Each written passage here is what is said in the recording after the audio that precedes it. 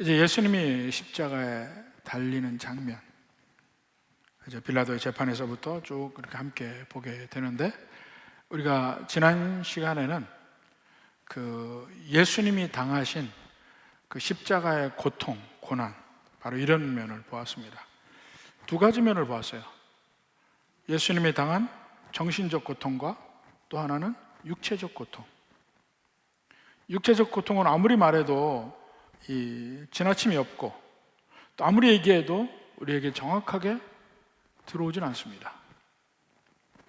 직접 당해본 것이 아니기 때문에. 그렇지만 설명은 우리가 들을 수 있죠. 정신적 고통은 우리가 좀 이해하기 힘든 면도 있습니다. 하나님이 인간으로 오신 그 자체가 하나의 고난이시고 낮아지심이고, 그리고 십자가라는 것이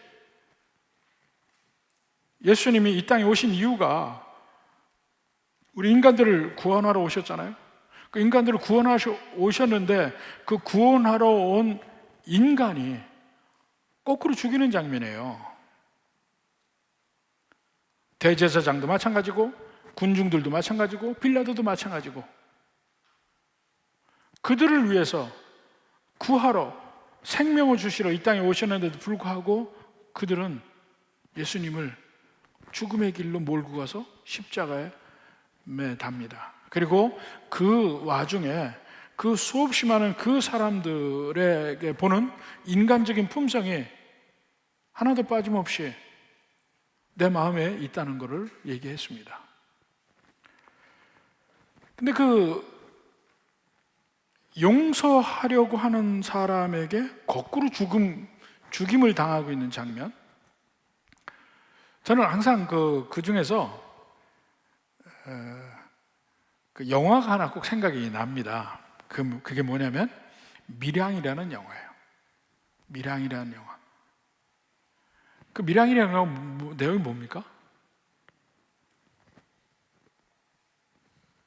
어느 여자의 아들을 납치해서 죽이잖아요. 납치면 잡혀서 교도소 가는데, 거기서 그 아들이 죽은 상실감에 헤어나지 못하고 그러다가 교회를 다니고 예수님 믿고 용서하려고 해서 교도소에 찾아가죠. 찾아가서 이제 상상하러 갑니다. 내가 그 나쁜 놈을 내가 오늘 용서해야지. 용서하리라. 내가 용서한다고 할 때 그 납치범이 얼마나 감사할까, 기뻐할까, 마음의 짐을 내려놓을까, 이 상상을 하고 가요. 갔는데 어떻습니까? 교도소에 있는 그 흉악범, 내 아들을 죽인 놈은 교도소 안에서 예수님 믿고 벌써 용서받았다는 거야. 나는 용서를 받고 자유함을 얻었습니다. 거기에서 완전히 그 엄마가 무너져요. 무너져. 나는 이렇게 괴로운데 저놈은 예수 믿고 구원받고 용서받았대. 그리고 마음이 이미 평안해져 있어. 살인범이, 내 아들을 죽인 놈이.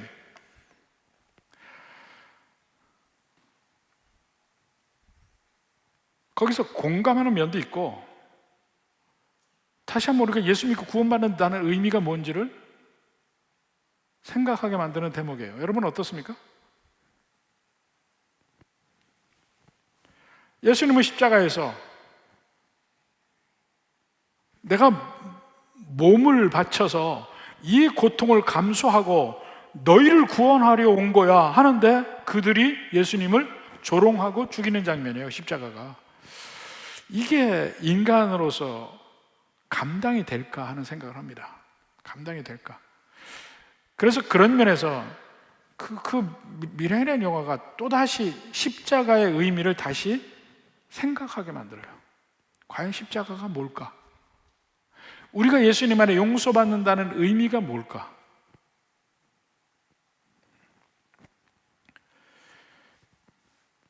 그래서 십자가에서 예수님의 정신적인 고통과 육체적 고통에 대해서 우리가 지난 시간에 봤고, 오늘 또 두 가지 면을 보려고 합니다. 두 가지 면. 오늘 25절, 26절에 보면 때가 제3시가 되어 십자가에 못 박으니라. 제3시가 지금 우리 시간으로는 9시에, 아침 9시. 3시, 6시, 9시 그렇죠? 9시에 십자가 못 박혔는데 그 위에 있는 죄패에 유대인의 왕이라 썼고, 제일 먼저 그 십자가가 예수님의 왕좌라는 사실입니다. 십자가가 위에 유대인의 왕이라 썼고 그랬어요. 자, 유대인의 왕이라 이야기하는데 이제 그 위에, 십자가 위에 일종의 플래카드식으로 나무로 유대인의 왕이라고 썼어요. 그러니까 십자가에 달린 게 보면 누구예요? 유대인의 왕이에요. 유대인의 왕이 십자가에 달린 거야. 그러니까 대제사장 일행이 그걸 보고 마음이 부담스럽죠. 그 앞에 자칭이라고 넣으라 그래요. 근데 한번 보십시오. 요한복음 19장 19절부터 봅시다. 빌라도가 패를 써서 십자가 위에 붙이니 나사렛 예수 유대인의 왕이라 기록되었더라. 예수께서 못 박히신 곳이 성에서 가까운 거로 많은 유대인이 이 패를 읽는데 히브리와 로마와 헬라말로 기록되었더라. 유대인의 대제사장들이 빌라도에게 이르되 유대인의 왕이라 쓰지 말고 자칭 유대인의 왕이라 쓰라. 자칭이란 말을 넣으라 말입니다. 아니라는 거죠. 그러니까 빌라도가 대답하되 내가 쓸 것을 썼다. 근데 여기서 잘 봐야 될 게 뭐냐면요, 자, 19절에도 마지막에 기록되었더라 하고 19절에도 그렇게 끝이 나고 20절에도 히브리와 로마와 헬라말로 기록되었더라 하고 나오죠. 그리고 22절에도 내가 쓸 것을 썼다 하고 이야기하는데 이 세 단어들이 전부 다 완료형으로 되어 있어요. 완료형. 그러니까 이 완료형이란 말은 그냥 과거형이 아니에요. 완료형이에요. 물론 그게 뭐 분사로도 돼 있고 수동태로도 있고 뭐 이런 글자들이 있지만 완료형이에요. 오늘 본문의 26절에 유대인의 왕이라 썼고라는 말도 완료형으로 돼 있어요. 근데 완료형의 의미가 뭐냐면 과거에 어떤 행위가 있었고 그 행위의 효과가 쭉 이어져 오는 것이 완료형이에요. 그러니까 우리말에는 그게 이렇게 크게 구분이 안 됩니다. 봄이 왔다, 가을이 왔다. 그럼 과거도 왔다고, 가을이 와서 지금 현재 가을이 있다, 이 완료형으로 쓴 것도 왔다라고 그냥 써요. 그런데 영어 시제나 이 헬라어 시제는 그게 구분이 됩니다. 단순히 과거의 특정한 행위를 이야기하는 시제와 그걸 아우르시드라고 하고, 그 과거의 특정한 어떤 행위나 사건 때문에 지금까지 쭉 그 효과가 유지되어 가는 것, 그것은 완료형으로 씁니다. 그러니까 뭐 영어로도 Spring is come, 봄이 왔다. 그리고 지금 현재 지금도 봄이고 앞으로도 계속 봄이 지속될 것이다. 완료형이에요. 여기 말씀도 유대인의 왕이라 기록되었다. 기록이 되어서 지금도 계속 그 기록된 상태로 유지가 된다, 이 의미예요. 유대인의 왕이라는 것이 기록되었다. 내가 쓸 것을 썼다. 이것도 완료형이에요. 오늘 26절도 유대인의 왕이라 썼다. 이것도 완료형이에요.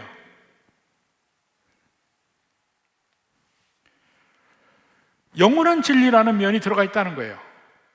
예수님은 유대인의 왕이시라. 그리고 그 보좌가 십자가다. 십자가가 유대인의 왕으로서의 왕좌다, 보좌다. 이런 면을 보여주고 있다는 겁니다. 사실 예수님의 모든 그 성육신에서 이 땅에 사시는 삶의 역사에 처음부터 계속해서 예수님이 유대인의 왕이라고 나옵니다.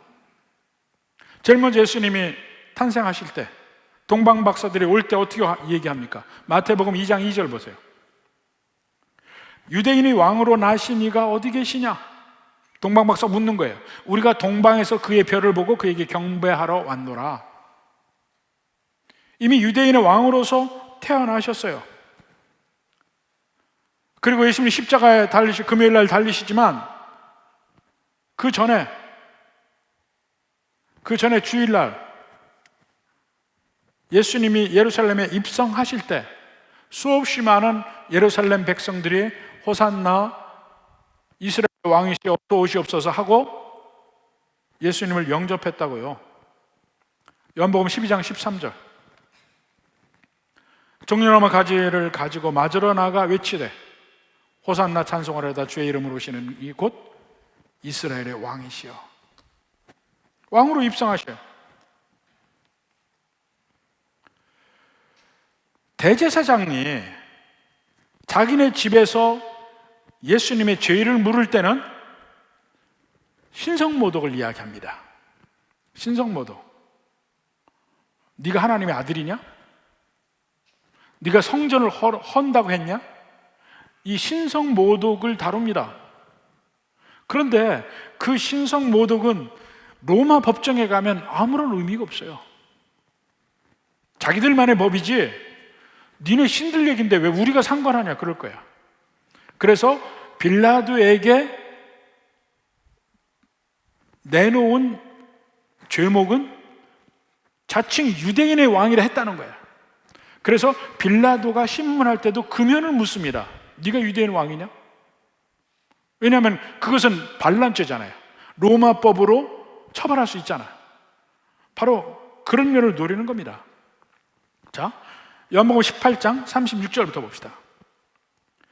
예수께서 대답하시되 내 나라는 이 세상에 속한 것이 아니니라. 만일 내 나라가 이 세상에 속하였더라면 내 종들이 싸워 나로 유대인들에게 넘기지 않게 하였으리라. 이제 내 나라는 여기 속한 것이 아니니라.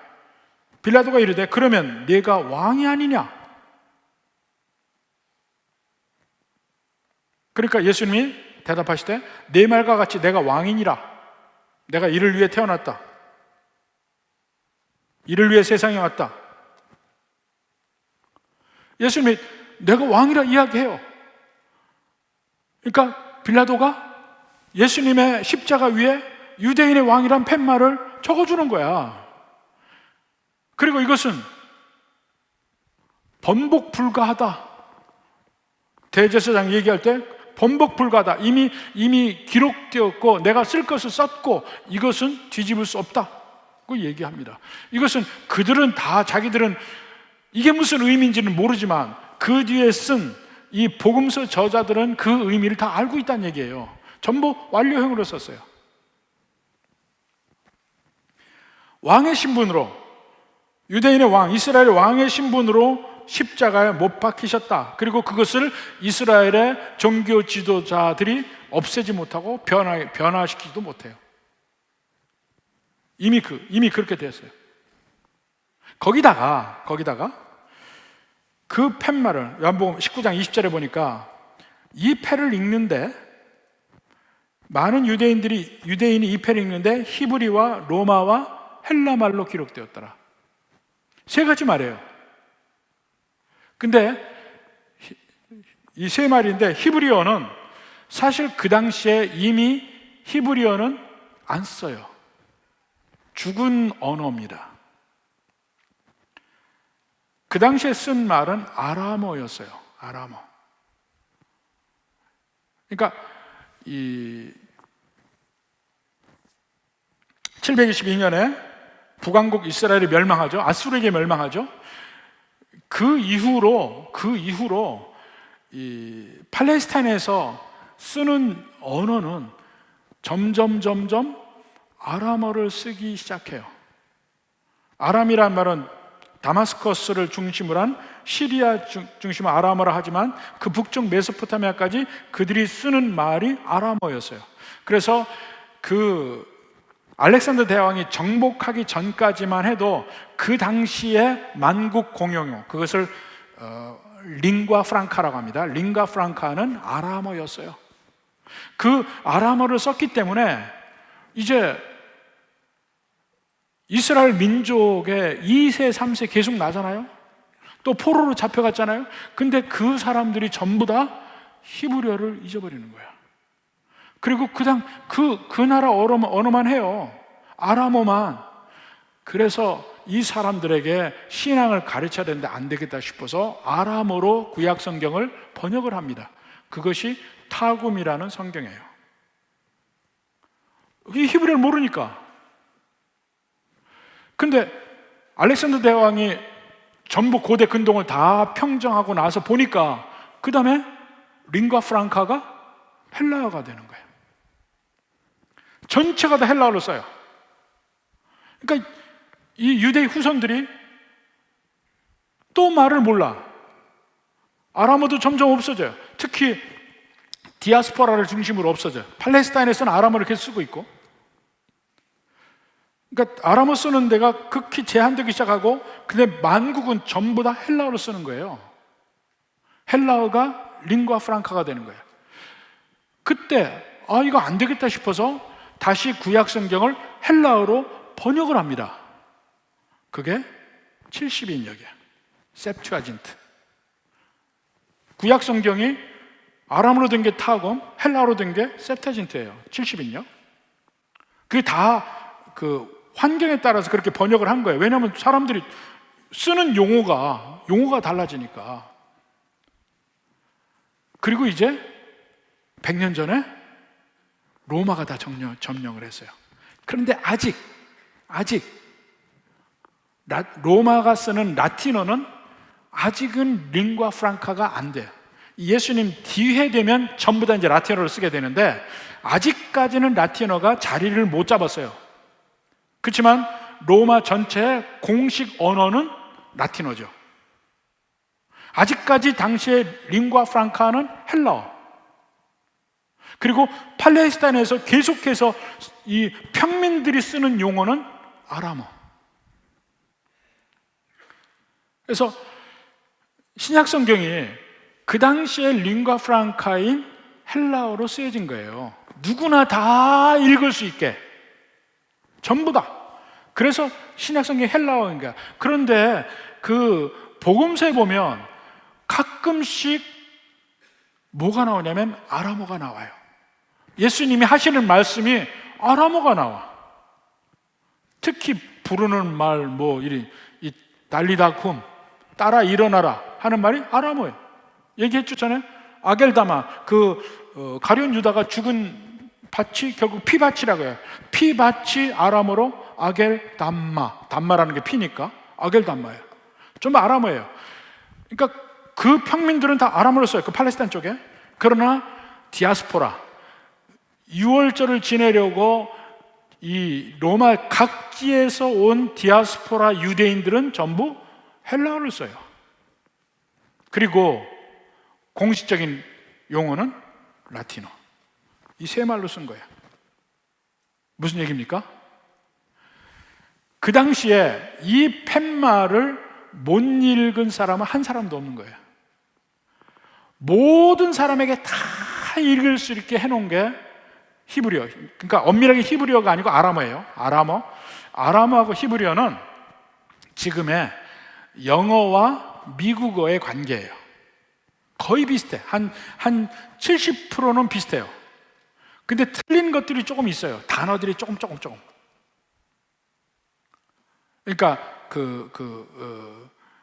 이 바라는 말, 또 바르라는 말, 이 아들이라는 말도 조금씩 다르고, 이 영어와 미국어도 잘 살펴보면 다른 말들이 있습니다. 달리 써요. 달리. 그러니까 가장 대표적이기가 철도가 영국식 영어로는 레일웨이라고 하고 미국식 영어에서는 레일로드라고 그래요. 근데 기원이 틀려서 그래. 기원이 틀려서. 화장실이라는 얘기도 틀리고 이렇게 단어들이 틀려요. 틀린 단어들이 있습니다. 그 다르겠어. 화장실이라는 말도 여러 가지예요. 이렇게 라베토리라는 말도 있고 워터 클로즈라는 말도 있고 파우더룸이라고 쓰고 별 여러 가지로 씁니다. 토일릿이라는 말도 쓰고. 근데 영국에서 쓰는 말과 미국에서 쓰는 말이 달라요. 그러니까 그런 식으로 아람어와 히브리어가 달라. 근데 히브리어는 거의 사장됐어요. 다 아람어를 썼어요. 히브리어는 지금 1948년에 이 이스라엘이 독립하기 전까지 히브리어는 죽은 언어였어요. 지금도 죽은 언어가 있죠? 어느 정도 일부 사람들이 사용하지만 죽은 언어. 가장 대표적인 예가 라틴어예요. 라틴어는 그 바티칸 안에서만 자기들끼리 사용해요. 없어요. 라틴어 쓰는 데는. 히브리어도 안 썼어요. 완전히 죽은 영어인데 이 이스라엘이 독립하기 직전에 팔레스타인에 막 유대인들이 와서 사는데 그 중에 한 가정이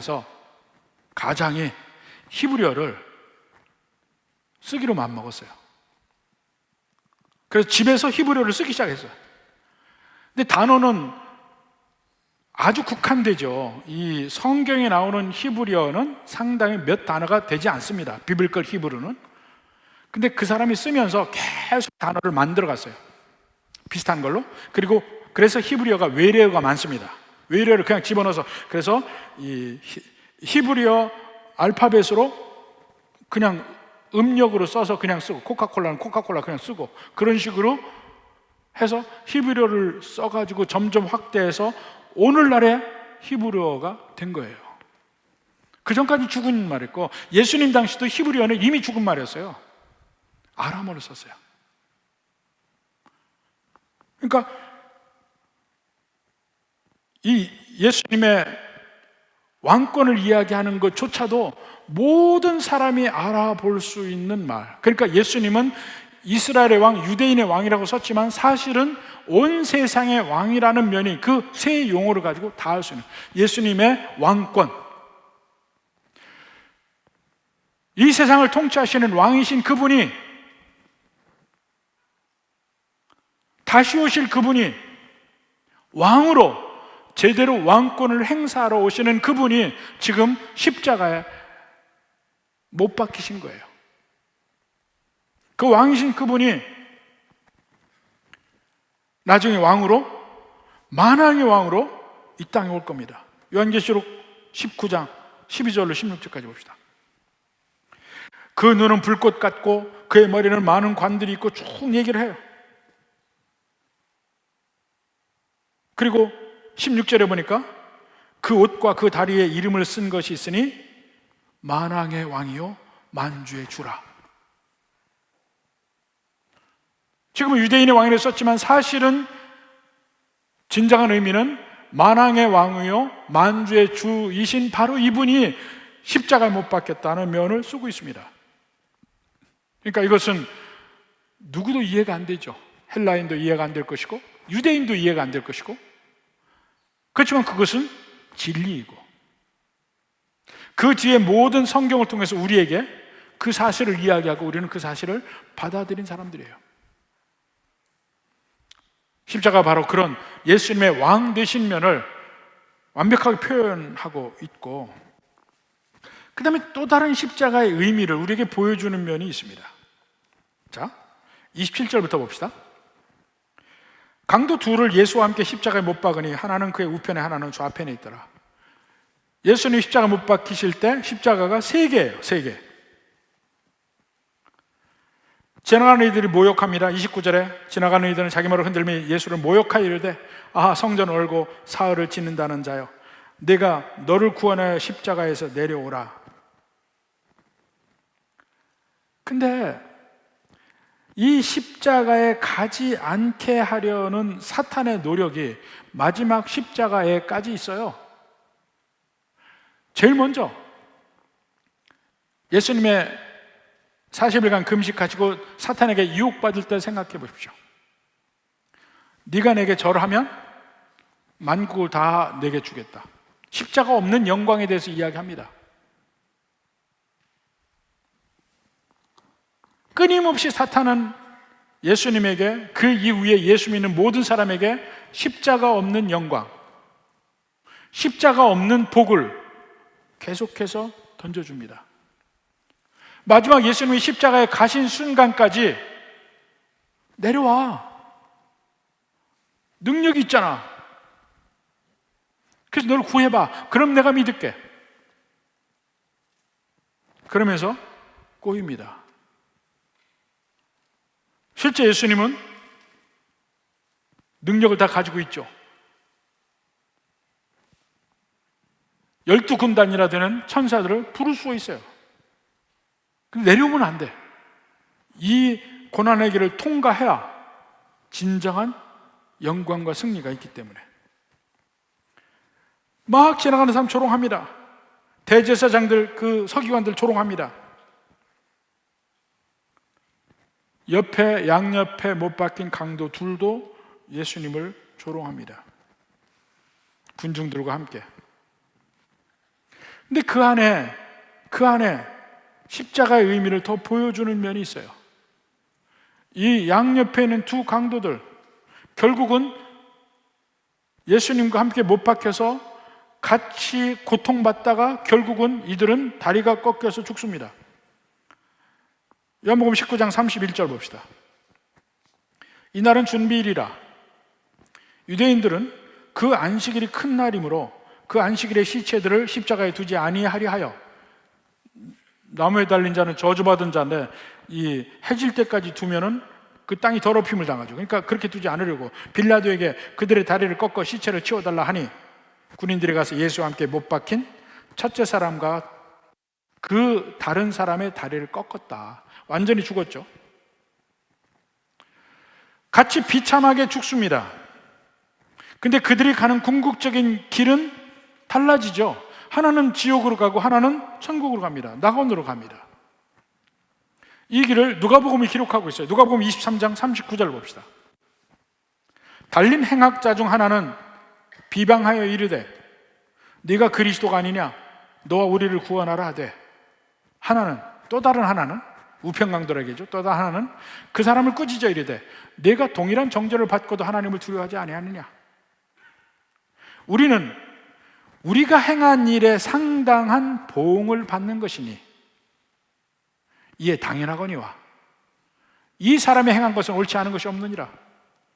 그러면서 이르되 42절에 예수여 당신의 나라에 임하실 때에 나를 기억하소서. 지금 우편 강도가 한 말은 이거 하나예요. 한 행동도 이거 하나예요. 근데 43절에 예수님이 뭐라 합니까? 내가 진실로 내게 이르노니 오늘 네가 나와 함께 낙원에 있으리라 하시니라. 결국 그들의 둘 다 거기서 다리가 꺾여 죽었지만 그들의 궁극적인 목적지는 다르죠. 하나는 지옥과 불못에 가고 하나는 예수님과 함께 낙원으로 갑니다. 그래서 바로 이 두 사람의 운명이 십자가에서 이 십자가의 참된 의미가 무엇인지를 가장 적나라하게 보여주는 면이라고 생각을 합니다. 미국에 그 필라델피아에 가면 아주 전통 있는 유명한 교회가 하나 있습니다. 그 교회 이름이 제10장로교회입니다. 제10장로교회는 지금 우리나라 사람들이 그래도 거기에 전에 계셨던 목사님을 알아요. 이 제임스 보이스 목사님이라는 분이고, 우리나라도 그분이 쓴 창세기 책이 있습니다. 설교집이 있어요. 유명한 분이에요. 근데 그분보다 사실은 더 유명한 분이 1927년부터 1960년까지 그 교회 목회를 한 도널드 바은하우스라는 목사님이 있습니다. 이 바은하우스라는 목사는 미국 전역에서 정말 유명한 분이었어요. 1895년생이에요. 그런데 1927년부터, 그러니까 32살 나이부터 1960년 이 뇌종양으로 돌아가실 때까지 이 목회를 했습니다. 제10장로교회에서. 그리고 1949년부터 60년까지 12년 동안, 그 전에부터 계속해서 이분이 최초로 방송 설교를 하신 분이에요. 방송 성경 공부. 그땐 텔레비 전에 방송으로 했어요. 근데 12년간 일주일에 한 번씩 그 로마서 성경 공부를 했습니다. 방송에서 12년간. 그게 제목이 성경 공부 시간이에요. The Bible Study Hour라는 제목으로 매주 한 번씩 성경 공부를 하고 그것을 녹음해서 전국에서 그걸 틀어줬어요. 동시 그건 할 수 없으니까 그 당시에 전국으로 다 틀어줬어요. Dr. Barnhouse and the Bible이라는 제목으로 전국 방송에서 그걸 틀었습니다. 제일 딱 설교자라서 유명한 분이죠. 이렇게 그분이 그걸 했는데 필라델피아에서 목회를 하고 계셨죠. 어느 날 토요일 날 갑자기 교회를 관리하는 분이 오셔서 손님이 찾아왔다 그래요. 그 당시는 뭐 미리 연락하고 하는 것도 없고 손님이 찾아왔어요. 그래서 들어오라 하니까 보니까 그 오신 손님이 그 당시에 유럽 대륙과 미국 사이에 오가는 그 여객선의 선장이었어요. 모리타니아호라는 여객선의 선장인데 그분이 찾아왔어요. 찾아와서 이제 그분 방에 앉았는데 교회가 참 예쁘네요 하고 얘기하니까 이 교회는 그 이탈리아 어느 지방의 바실리카 제일 대표적인 교회를 그대로 옮겨온 겁니다.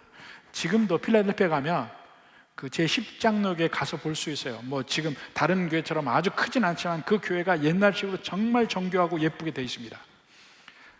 그 필라델피아 그 중심부에 있어요. 그 얘기하다가 뭐 그것 때문에 온 건 아니니까 덕담이니까 바로 이 바하나우스 목사님이 단도직입적으로 질문을 합니다. 당신은 거듭나셨습니까? 찾아온 이유가 다 뻔한 거 아니에요? 목사님 찾아올 때? 그러니까 그 선장님이 그 문제 때문에 찾아왔습니다. 제가 사실은 주로 대륙에서 보스턴으로 여객선을 왔다 갔다 하는데 보스턴 근처에 오면 꼭 라디오를 듣는데 그때 바하나우스 목사님의 성경 공부와 설교를 듣는 거예요. 계속해서 듣다가 마침 이번에는 뉴욕으로 들어오게 됐어요. 뉴욕에 들어와서 24시간 정박할 시간이 있는데 급히 뉴욕에서 기차를 타고 필라델피아에 온 거예요. 지금 뉴욕 필라델피아 기차로 2시간 걸립니다. 그때는 좀 더 걸렸겠지. 한 3시간 걸렸겠지. 그러니까 새벽부터 해서 바로 온 거예요. 그때부터 찾아왔습니다. 바하나우스 목사님이 그분을 데리고 칠판이 있는 방에 들어갔어요. 그 칠판에다가 3개의 십자가를 그려놨어요. 그리고는 가운데 물론 예수님 십자가죠. 양쪽 옆에 십자가 밑에 인하고 썼어요. 전치사 인. 예수님에게는 not in 이라고 썼어요. 무슨 뜻이 압니까? 모르죠. 설명했죠.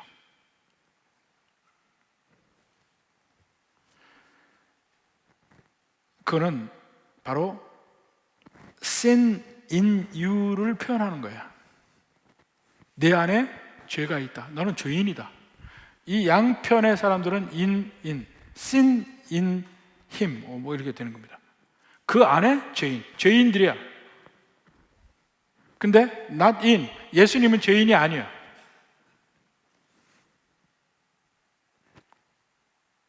근데 그 중에 왼편 십자가에 on이라고 썼어요. on이란 말은 뭐냐면 이제 처음에 in은 sin in you잖아요. on은 sin on you야. 무슨 말이냐면 죄값을 받는 거야. 죄값을 받는 거. 그러니까 거기서 바하나우스 목사님 설명했습니다. 만약에 당신이 요 신호등에서 빨간불을 지나가면 당신은 죄 지었습니까? 안 지었습니까? 죄를 지었죠. 그게 인이요. 근데 걸렸습니까? 안 걸렸습니까? 예, 대부분 안 걸리고 걸릴 때도 있습니다. 걸릴 때가 on이요, on. sin on you. 죄가 너를 덮은 거야. 걸린 거야. 그 죄값을 치르는 거야.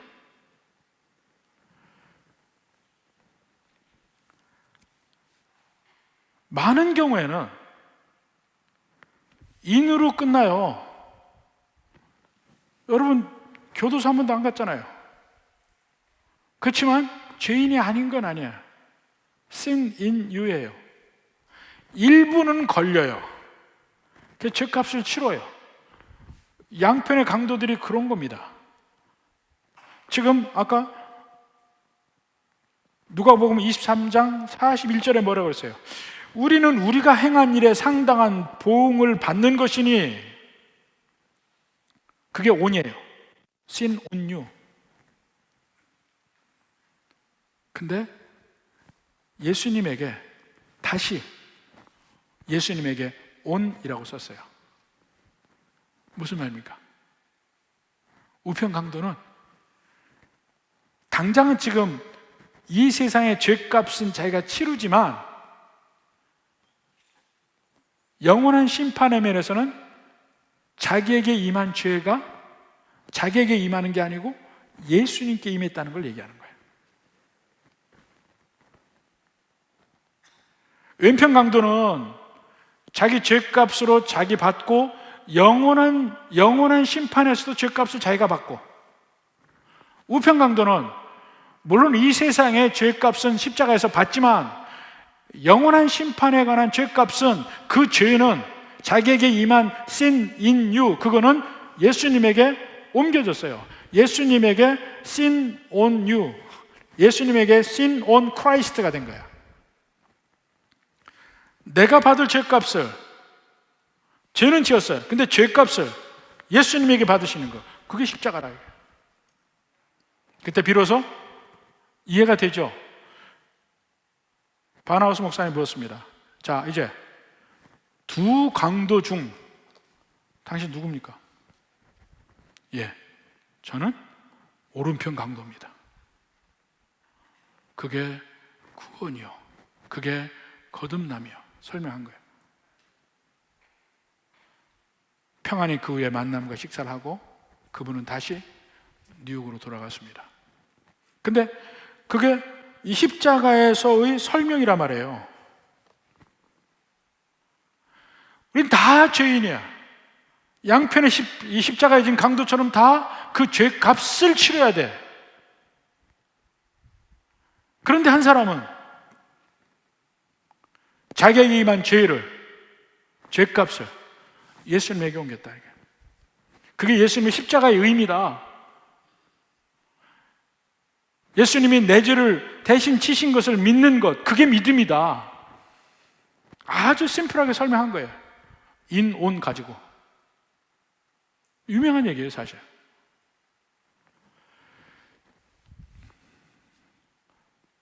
우리 믿음이라는 게 이와 같은 거다. 믿음이 대단하다? 웃기는 소리야. 믿음은 뭡니까? 내가 당연히 치러야 될 죄값을 예수님이 십자가에서 대신 치셨다. 그걸 믿는 거야. 그 이상도 그 이하도 아니고 그걸 믿는 거예요. 그게 믿음이고, 그게 우리가 구원받는 믿음이고, 천국 가는 믿음이고, 그게 우편강도가 낙원 가는 믿음이에요. 도대체 우편강도가 믿음으로 한 행위가 뭐가 있어요? 행위는 아무것도 없어요. 나 좀 봐주시오 한 거밖에 없어요. 그게 믿음이라니까. 그러니까 예수님이 뭘 합니까? 내가 오늘 나와 함께 낙원에 있으리라. 그리고 그것이 십자가의 의미예요. 그것이 십자가의 의미야. 십자가는 내 죄값을 대신 치르는 예수님 달리신 거예요. 그걸 믿는 거예요. 그 믿음으로 천국 가는 겁니다. 여러분에게는 어떤 믿음이 있습니까? 부디 세상에 아무리 종교적 행위를 많이 해도 대제사장 같을 수 있고 서기관 같을 수 있어요. 바리새인 같을 수 있어요. 근데 우편강도 봐요. 우편강도 봐. 국률이 여겨달라는 그 말 한마디로 천국 가는 거야. 그 마음 하나로 천국 가는 거야. 심령이 가난한 자는 복이 있나니 천국이 저희 것입니다. 이러한 참된 믿음이 있는 여러분이 되기를 주의 이름으로 축원합니다.